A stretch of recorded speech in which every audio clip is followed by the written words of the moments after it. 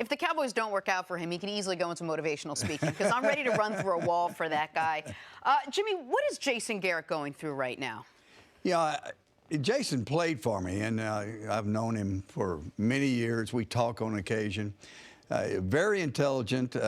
He's very focused on getting this team ready to play. I don't think that this outside noise or even Jerry's comments has a whole lot of effect on him. I think he's just doing his job, trying to win a ball game. He's very even keel. Now, after 10 years, I was there with Brian Billick after he won the Super Bowl. The message just got old. Right. Now, he's been in that locker room for 10 years. Is this message not just getting old? Because it seems like he can't get this team over the hump.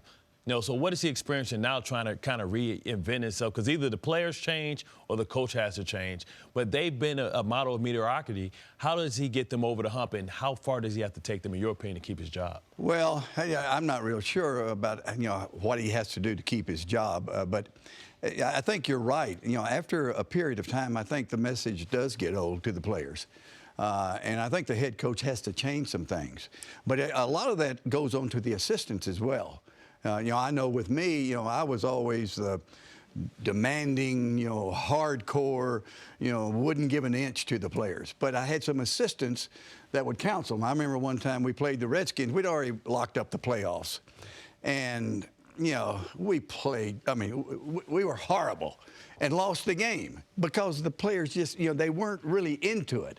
And so we got on the plane and, the gal on the plane started to serve the meal. And I said, no, they're not eating. They don't deserve to eat. I said, everybody sit down. Nutrition's for champions. I said, they don't deserve a meal. And so the next day, Dave Wanstead came in and said, Coach, you're a little bit hard on them. You really didn't even serve them a meal. I said, Dave, when we lose, I don't care if it's a meaningless game. I want them to hurt. I want them to hurt. I don't care if they scream at me, they cuss me, they can't stand me. Right. I want to make a point to them that we will not accept losing. And so sometimes the assistants, they've got to take that role to change the message. But when you were the head coach, while assistants could come to you and talk to you, the first, middle, and last word related to the Dallas Cowboys as far as the actual football team was whose? It was yours, correct? Well, see, you got to understand, it's a different world today. When we first went to the Cowboys, Jerry borrowed $140 million. So he spent night and day trying to pay off that loan. So that was his focus, trying to pay off the loan. Now, he actually came in my office after the first Super Bowl and said, hey, I'm free and clear. I paid it off. Back to you now. But the reason I ask is I just wonder how difficult of a position, whether it's Jason Garrett the rest of this year, whether he keeps the job or not, when the Cowboys, the head coach of the Cowboys is in a very unique position where he's not the biggest voice on the team. Right. And for certain players, particularly star players, you do wonder if they have a back door to the owner's office and if that undercuts the message of whomever the coach is. I can't say because I'm not there. I know this. I know the players have to respect you. They have to, look at you with credibility. And if they do that, they're going to respond. And I don't know that there's a back door, to Jerry. And again, I'm not there, so I can't really say. Let me ask you one more question about this year's team, because I don't think anyone denies the talent on it. And you watch them every week like we do. When you're watching them, what is the biggest reason that you think they have failed to have any success against the best of competition? I was talking to Troy Aikman just a couple of days ago. I don't know that this team is mentally disciplined, tough, demanding. It's almost like, there's so much thrown to the Cowboys that, the fans adore them, they love them. It's almost an infection. They get the feeling that they're pretty good without accomplishing anything. And so when you have that type of feeling, I don't know that you just are grinding it out. Hey, we got to win this thing somehow, some way. We got to win it. It's almost like they've already won, but they haven't won. But you're right.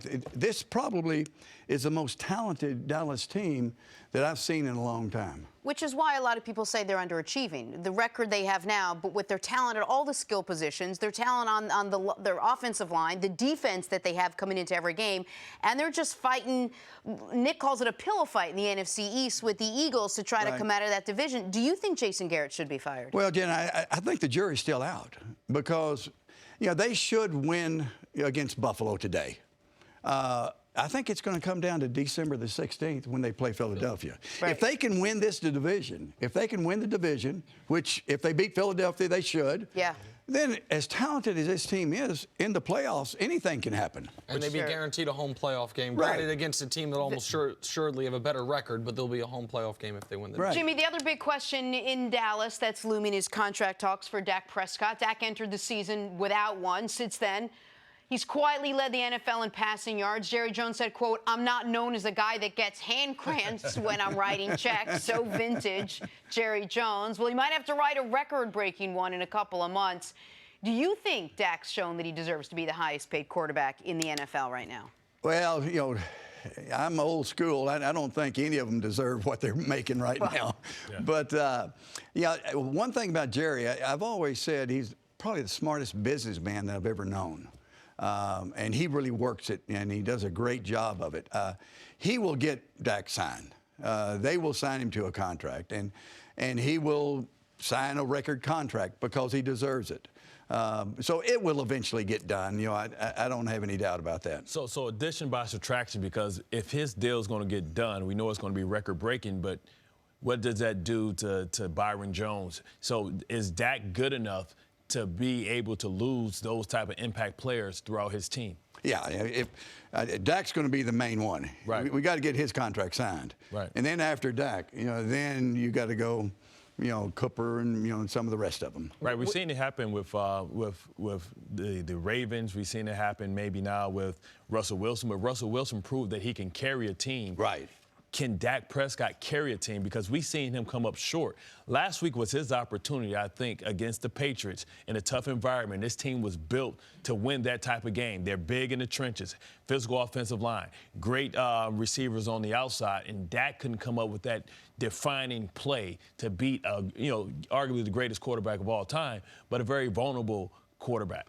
Well, as you know, it is a team loss. Yeah. I think you got to take the New England game and throw it out. The weather, Belichick, special teams. They had a couple of really mess ups on special teams. So there was a lot there besides Prescott. Okay. So I don't think you look at the New England game and say, well, hey, that's a defining moment for Prescott. I think Prescott can win a Super Bowl with the surrounding cast that he's got right now. I'm curious philosophically because it is a different era in the NFL than it was a quarter century in a lot of different ways. Right. One of the reasons you guys were as dominant as you were was not just great coaching, but it was you guys had a Hall of Fame quarterback to go along with Hall of Famers all over the place. In the modern NFL, because the quarterback money, even if all the money's crazy, the quarterback money is 3x what you're paying almost any other position, aside from the single highest paid guys in individual spots. If you were building a team, do you think that you would be better off having a middle-of-the-road quarterback that is paid as such, or a $40 million a year guy that's not Russell Wilson, Patrick Mahomes, Aaron Rodgers, a good but not MVP-level quarterback that's going to cost you your right tackle, your nickel corner, and your tight end? Because that's the math we're talking about. Nick, I think in today's football, and it has changed. I think many years ago you could win with a middle-of-the-road quarterback and a great team. I think because of the passing game and the rules the way they are today, you've got to have a great quarterback to get you over that hump to win the whole thing. And so you got to pay the quarterback. And the one thing people didn't realize, we had the youngest team in the league, when we won the 2 Super Bowls. Not only was it the youngest team in the league, it was the lowest paid team in the league. The whole key is drafting good players. You can't build it with free agency. Draft good players. That way you've got your salaries down low. But you got to have that great quarterback. And that brings us back to, I think, a lot of the frustration with the Cowboys this year is one thing no one can argue is they haven't drafted well. The last half decade, you look at their first-round picks. First-round pick, basically every first-round pick they've made since Mo Claiborne has turned into a Pro Bowler. They traded one away for a Pro Bowler and Amari Cooper. So you have that homegrown talent. So you have all of this homegrown talent. They didn't go out and try to splurge in free agency aside from the minor additions. And it's still like, why isn't this the year they get over the hump? That's the question I don't think anyone has the answer for, because I don't know about you, going into the year, my question about the team was about Dak. How good is Dak going to be? Dak, to me, has answered a lot of those questions this year. He's played the best football of his career, and they're still 6-5. Yeah, I talked to Bill Belichick, just before the Dallas game, and he said he didn't expect Prescott to play as well as he has played. He said he is more accurate than he ever thought he was.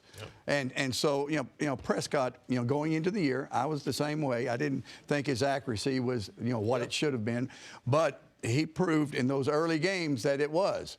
But again, they lost that game against New England for a lot of different reasons, not just Prescott. It's funny because I spoke to Bill Belichick just before the break, and he told me to say hi, so he says hi. I know you like the Cowboys today. Where do you think the Cowboys end up this year? We're talking about how Jason Garrett and how long he can last. How far do you think they go? Well, you tell me, are they going to beat Philadelphia in Philadelphia? And then I will answer that question. It's a tough one. I mean, if they beat Philadelphia, they're going to win the division, and they'll get in the playoffs, and they're going to have a chance.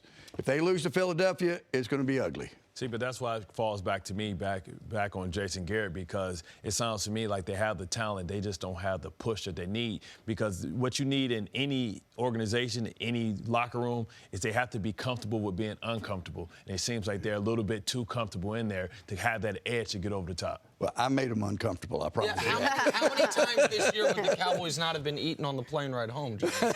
At least 3. They'd be There's at least 3. We may have canceled the plane and let them walk home. Ice cream and wings, Coach.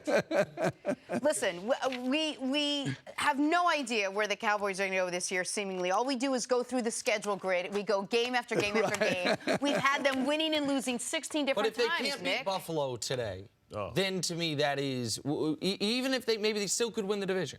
But if you can't beat Buffalo at home on Thanksgiving, and you are then 0-5 against winning teams, to me that would remove any optimism that if they do sneak into the playoffs because Philly falls apart, that they can do anything. The bottom line is how they do in the playoffs. Yep. That's the bottom line. You got to get there first. Yep.